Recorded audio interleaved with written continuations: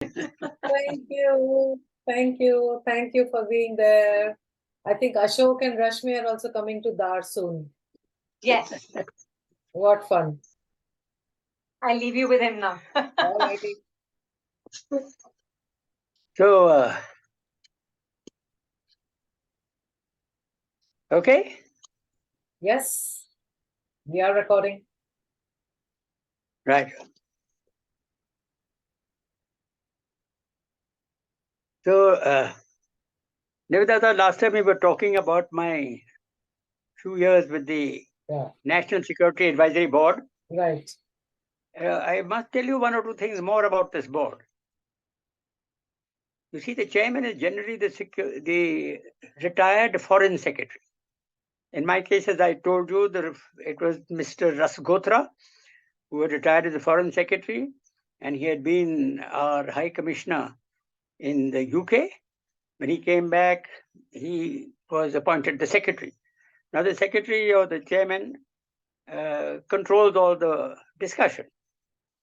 So he had asked me to write a paper about the type of military that we must have in the next 20 years or so. So now I'm talking of 1987. And so I requested the addition of the retired Air Chief Marshal Munduswamy, I think his name was. And of course, there was a naval retired Vice Admiral who was representing the Navy. So three of us got together to write a paper. And after some discussion, we agreed to each service to decide what best they can have and not argue with each other about what one should get and not another should get. And because, the budget is limited. It's a question of sharing between the three services. I told them that the budget was doing very well. This was the Manmohan Singh government. And in 1985, 86, 87, our economy is doing very well. We are growing at almost 7% GDP per year. And we had, even if you increase the budget slightly, if you got the Indian military about 2% of this budget, we could have many of the things that we wanted. There was a big discussion on aircraft carriers, and actually the Air Force was not happy with the Navy asking for an aircraft carrier because it's very expensive. And the Air Force felt that the continent of India with its islands is a good aircraft carrier in a way in the Indian Ocean, and therefore it could function reasonably well from here. But I, being the chairman of that little group, decided in favor of the Navy. I said, no, we have to look 20, 30 years ahead. And in that time, why should we only be controlled around the coasts of India? We should be able to extend our military power, if necessary, beyond the Indian Ocean, East China Sea, the Gulf, and so on. And after that was agreed to, we all wrote out the thing, and I think we made quite a good paper. However, when we wrote out this paper, it was discussed in the National Security Advisory Board, and most of the members agreed. I mean, it's almost 80% agreed with what we were saying and the type of forces that we must develop. But Mr. Rasgotra was a little concerned about our trying to get a certain offensive capability, because the Manmohan Singh government decided that India must always be defensive and never be offensive. So I had to give the board an example of the boxer in a boxing ring. I said, if you're boxing with somebody and you stand in one corner protecting your face and your stomach by putting up your hands and gloves, and the other guy is hitting out at you all the time, you're certainly not going to win the fight. You've got to attack back. That means offensive defense. You are defending. But unless you can lead a few punches, the other side will not stop punching you. So that seemed to be acceptable, and based on that, we wanted two offensive forces, which the board agreed with, one in the east and one in Ladakh. to take on Tibet in case there's hostilities break out and the opposite side, the Chinese, make any ingress, if it comes to that. Now, there's a lot of discussion on this. When the final draft was made, we were asked to reduce this draft to a single page because, the Prime Minister has no time to read more than one page, that also in double spacing. So we did that, but the main theme of getting an offensive defense and certain offensive forces in the east and west of India, we managed to get that through. And after this was agreed, the draft was made, duly pre-approved by the chairman, and now the typing was being done by the clerks. And it so happened by chance that when the typing was done by the clerks, there was another retired foreign secretary called, we used to call him Raghu. And he had been with me in the National Defense College earlier when we were both in service. I knew him very well. But he had been a foreign secretary much after Raskotra. And I asked him to show me the draft. And so he showed me the draft. And I found that the last paragraph of the draft said something totally opposite to what we had agreed. Now, why I'm mentioning this point is that in discussions in the government headquarters in these various departments, the civilian departments have a habit of taking military opinion, if you like. But when they write the draft, they write it the way they want and what they expect the Prime Minister to want. Since Manmohan Singh was not very keen on offensive operations, they left all that out. So I luckily saw this draft and I grabbed it. And when after lunch or something we met again, I raised the point in front of the whole board. I said, I'm very sorry to see that what we had decided on the draft has been radically changed. And I read it out. So there was a big argument between Mr. Raskotra and myself, though we were very good friends. And he said that the government does not want any offensive activity. So therefore, we have changed the draft slightly. I said, I'm sorry. What we want in the National Security Advisory Board is no men and not yes men. You see, whatever the government or the Prime Minister wants doesn't mean that we have to abide by that. We have to give our opinion in the board, and then it's for the Prime Minister and his cabinet and others to decide whether they want to follow that or they don't want to follow it. That's up to them. But we cannot, in our views being given to the highest levels of government, the cabinet, let I say, we cannot hold back our views just because we think that the Prime Minister, his cabinet wants some particular type of writings. Now, I want to stress this because in any walk of life, whether it's business or whether it's government or whether it's the newspapers or whatever it is, we need no men and not yes men. Yes man is a man who is extremely dangerous because whatever the boss says, he expects that he gets a good report from that man and he tries to say, yes, sir, 3 bags full. That is not what we want. What we want is if you've got a difference of opinion, you have to say it loud and clear with no holds barred. After that, when discussion takes place between whoever group is controlling the issue, they can decide what they like. But the fact that you objected to certain things must be recorded.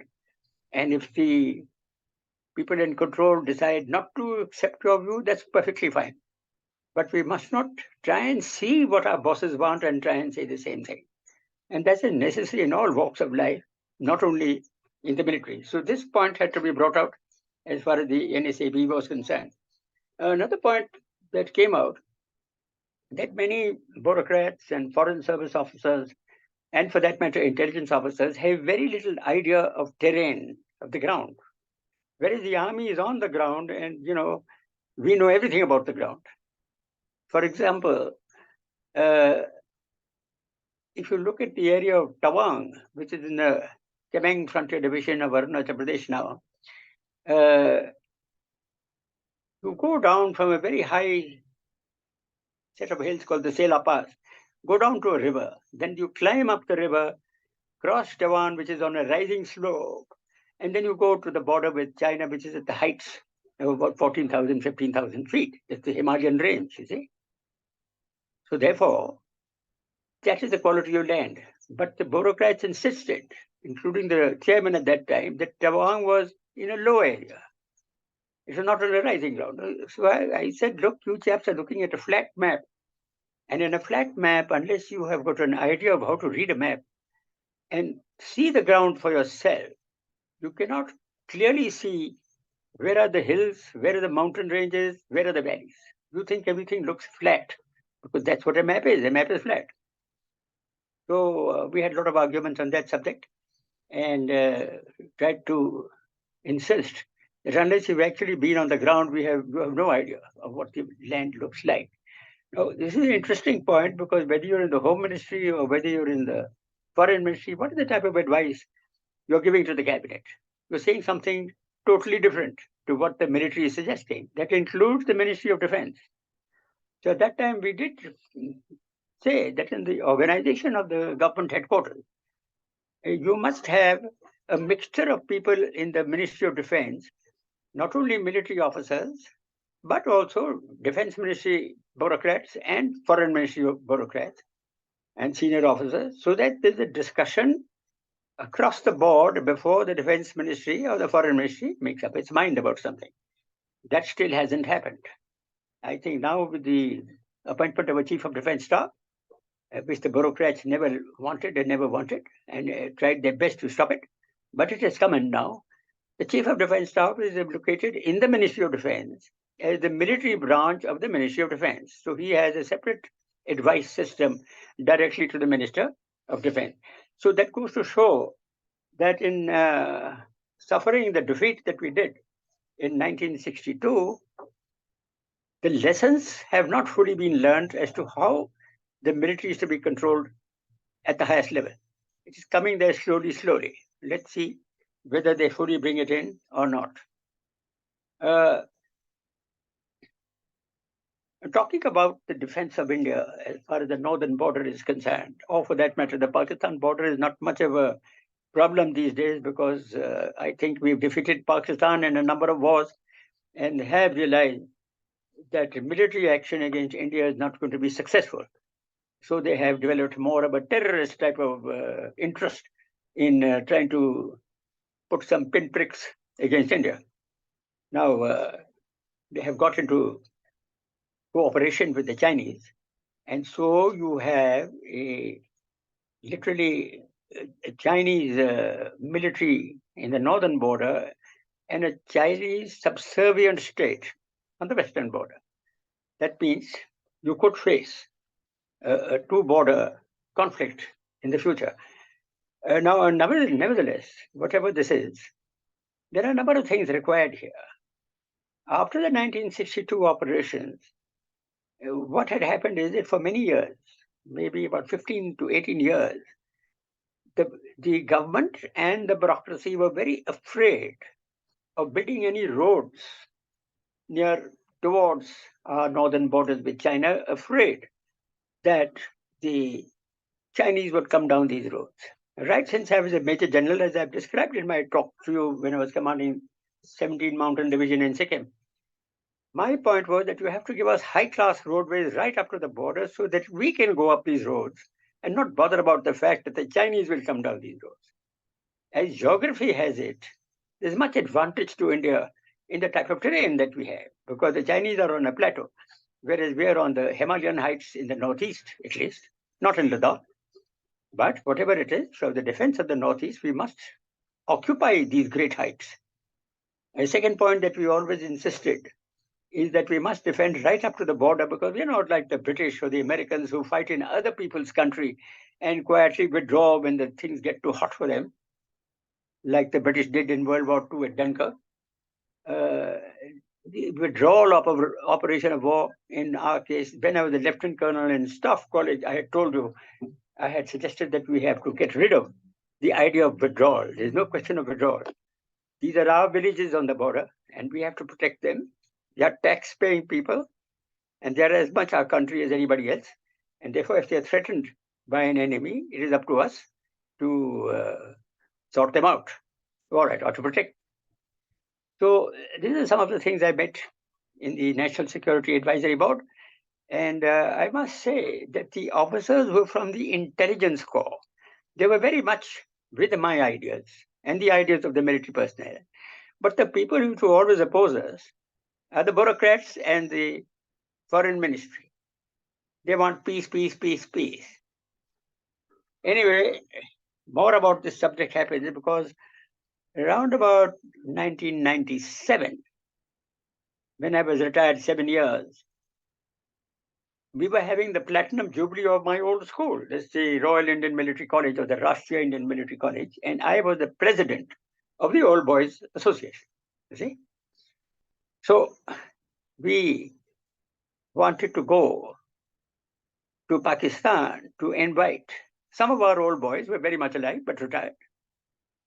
We had 3 military chiefs in Pakistan belonging to our school, whom we all knew. One was General Gul Hassan, who was from the Armored Corps, and he had commanded the Pakistan Army under Zulfikar Ali Bhutto. Then there was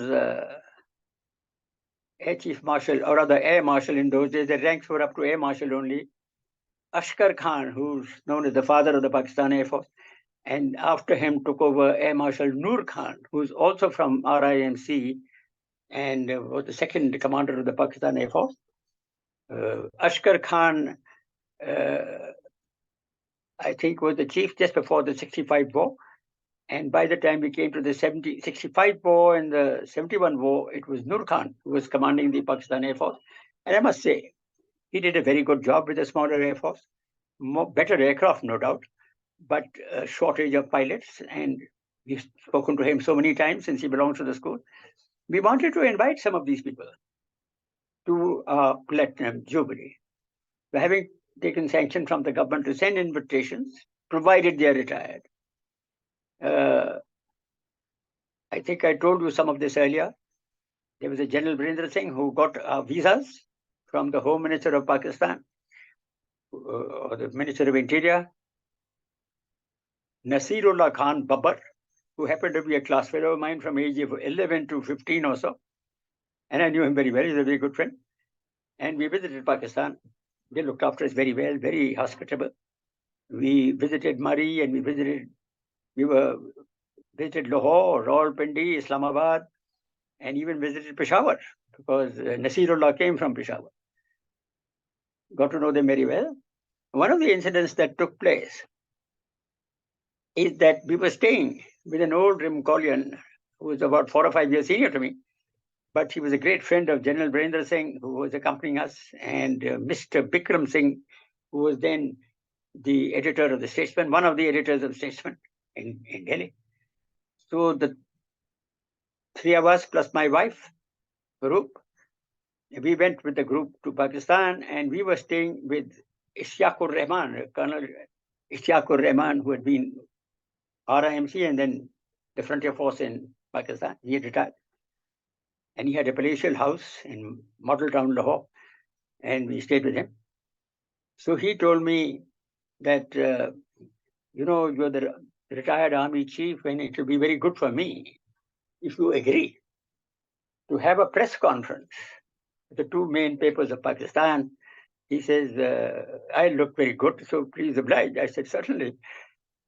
So in his very nice, large drawing room, he invited on a particular evening for an hour's discussion 2, 3 reporters and editors from the News. The News is a Pakistani paper which is published simultaneously in Lahore, Islamabad, and in Karachi. And the other paper that came was Dawn, which is published in Karachi.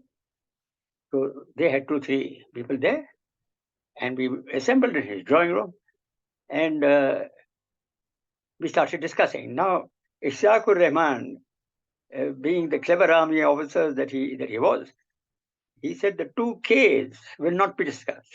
The first K is Kashmir, and the second K is Karachi. Because we in India thought that everything nonsense that's going on in Kashmir is entirely due to terrorism of Pakistan. Pakistan refuses to agree to that. And all the trouble that was taking place in Karachi in those days, I'm talking of 1996, we believed, or rather the Pakistanis believed, that the Indian intelligence people were creating the trouble. So the two cases, that's Karachi and Kashmir, were not to be discussed. Everything else could be discussed. With the result, having got those boundaries, we had a lot of questions, a lot of answers. Some of the questions raised to me were that, you've raised all these missiles, like the Agni missile system, and you've got nuclear weapons, and the only people you're threatening is Pakistan.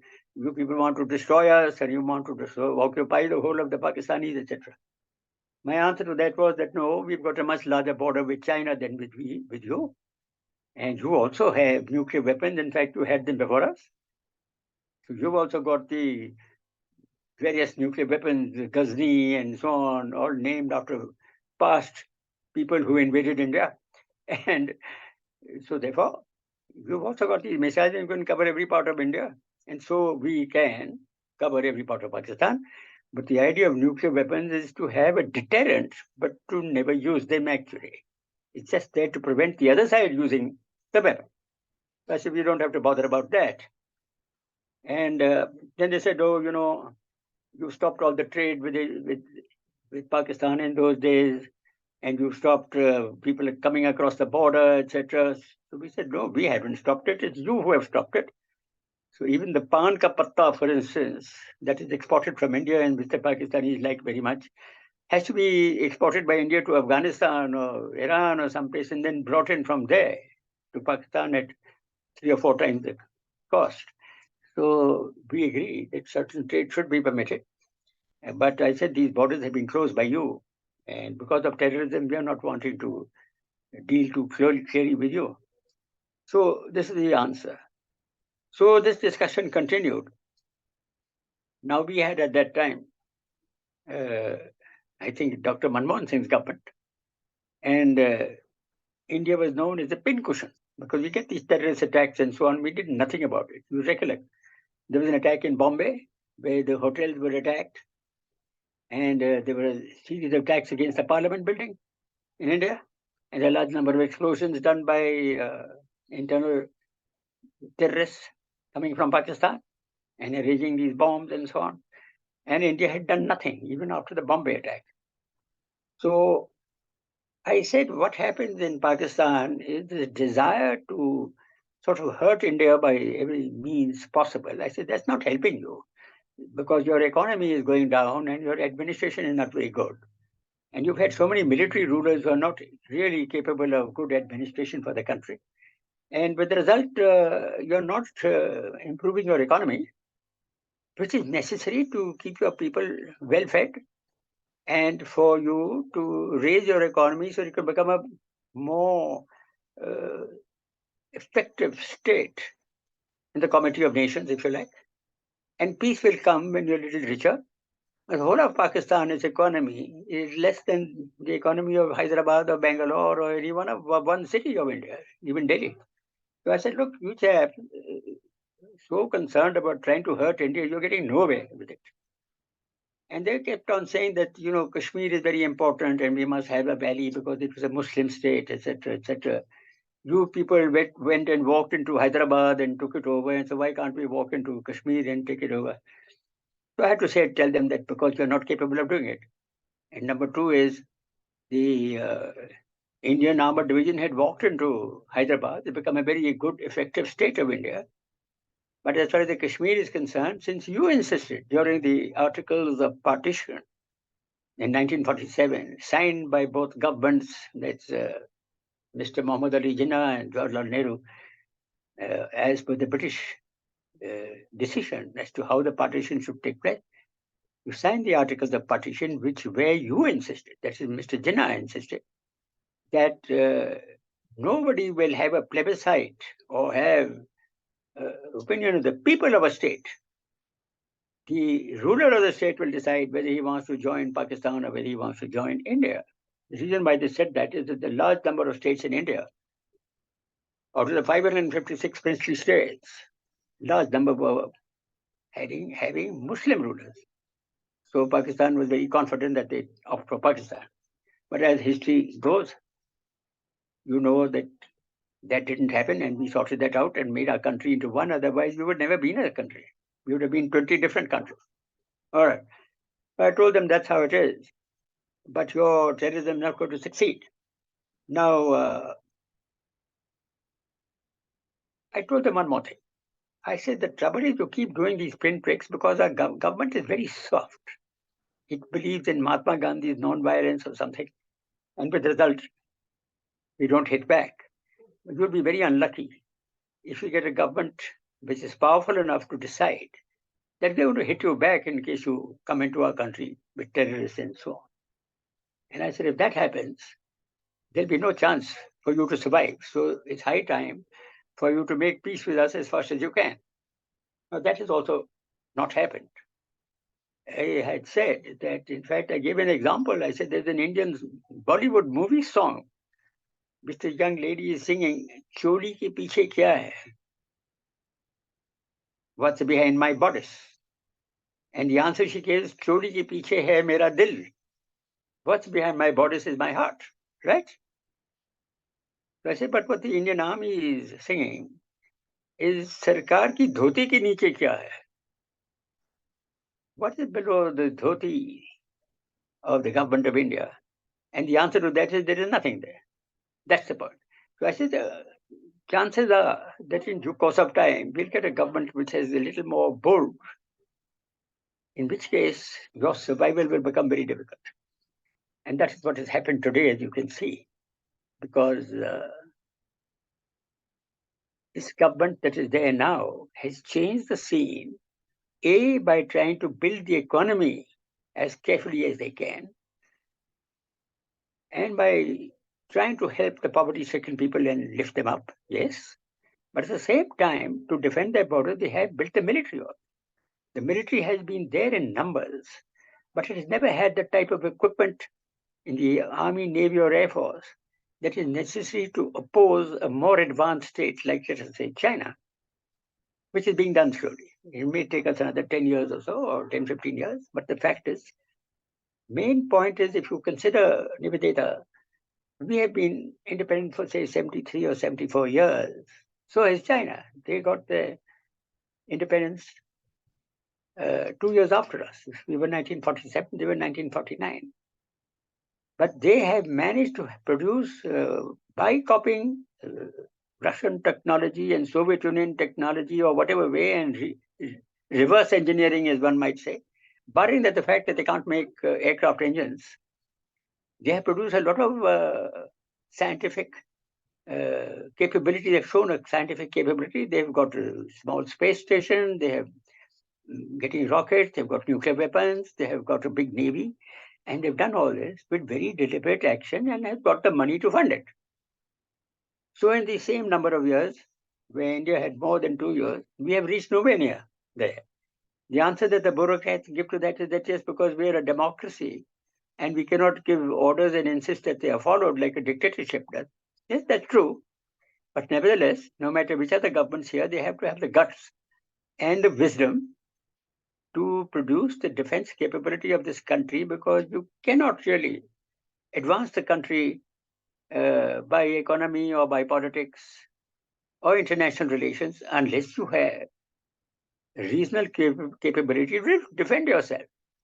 And that requires a very good economy. And that good economy will not only feed the large number who are below the poverty line, being reduced very rapidly now, but it'll also improve your economy to be able to fund the type of military you must have because of the large borders that you've got to defend.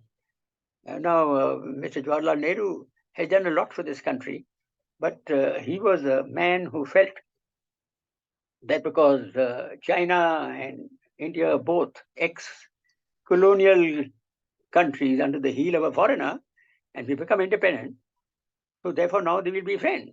And Hindi Chini Bhai Bhai started off until the say 1962 war, when we suddenly realized there's no bhai bhai. When somebody wants to take something of yours or show you who's the boss, you'll go ahead and do it, no matter whether he's bhai bhai or not bhai bhai. So we have learned that lesson. In passing, I must say that the 1962 war was a very good happening for India, because a very tight slap we got where the army had to run like hell because there was a lack of political wisdom or political support, and our defense minister was more communist and on the side of China then of India, that's Krishna Menon. We have learned the lesson, and therefore we have become much stronger because of that lesson. We are very grateful that that attack took place, and we're very grateful also, if you ask me, to have an antagonistic Pakistan and an antagonistic China on our borders, because it keeps us alert. Not only alert, it keeps us trying to make ourselves stronger and stronger every day. So what's wrong with that? Now, as far as the public of India is concerned, they have to look up to some people as role models, if you like. Certainly, the politicians are not the ones who are capable of providing a role model, nor are the bureaucrats, nor for that matter are the great corporate sector units which are making money for themselves, basically. And yes, if they pay their taxes properly and don't have hidden gains, then they are serving the country too. That is coming slowly. So the one set of people who are considered heroes are the military, who stand on the borders in very difficult terrain and very difficult conditions to try and protect this country's borders so that the rest can sleep peacefully and carry on with the business of making the economy better. So with the result, the military has got that adoration, shall I call it, from the public, which gives them the motivation to carry on doing what they have to do. I've said earlier to you that unless people of the country really love their military, the military really can't function. I happened to say that to Argentina when I visited there once, because they hate their military. That's because of their previous experience, where the military was used by various presidents to shoot down public who were agitating against their rule. Luckily, that has not happened here. And we don't like the military being used against our own civilians. The police is there for that. And the police is doing a very good job because they do control the internal security of India, where the army can concentrate on the borders and to concentrate on holding the frontiers. So this all came from the National Security Advisory Board, and I think we did manage to write some good papers. I don't know if the government follows them or not, but one thing is clear, that even in the Manmohan Singh government, by the time we talked about offensive defense, I think he accepted that, and he did give orders for the construction of certain roads and things which we've been asking for so many years in the northern border, to make it easier for the movement and concentration of military forces, and also for the dumping of stores and ammunition and so on and so forth, and also the fact that the military functions in remote borders amongst villagers who have never seen any modernization. So the modernization of Indian borders and the bringing to them of the latest technology of good life, even for civilians, has been brought by the military to our remotest borders. Everyone gets education, everybody wants to go to school now, and army has started a large number of schools of instruction for the local people, etc., and all over the borders, including Kashmir and Ladakh. With the result, remote areas of India, which nobody bothered about earlier, are getting developed. For that, we have to thank the military effort. This is being done beside their normal duties. That's the point. And without spending any extra funds of the government.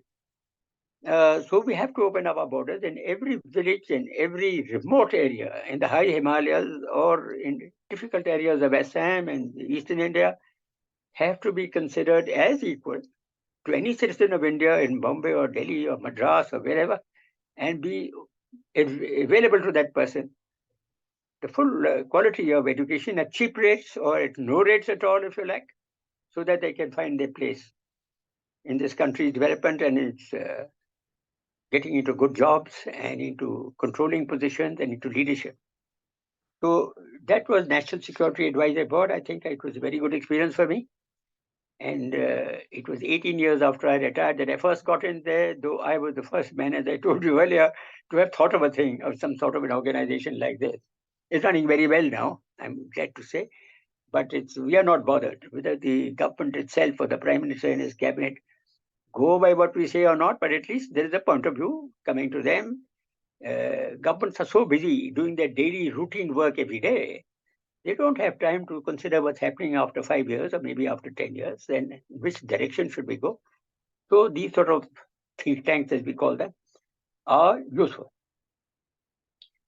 Now, one or two things about the Manmohan Singh government, which I must bring out.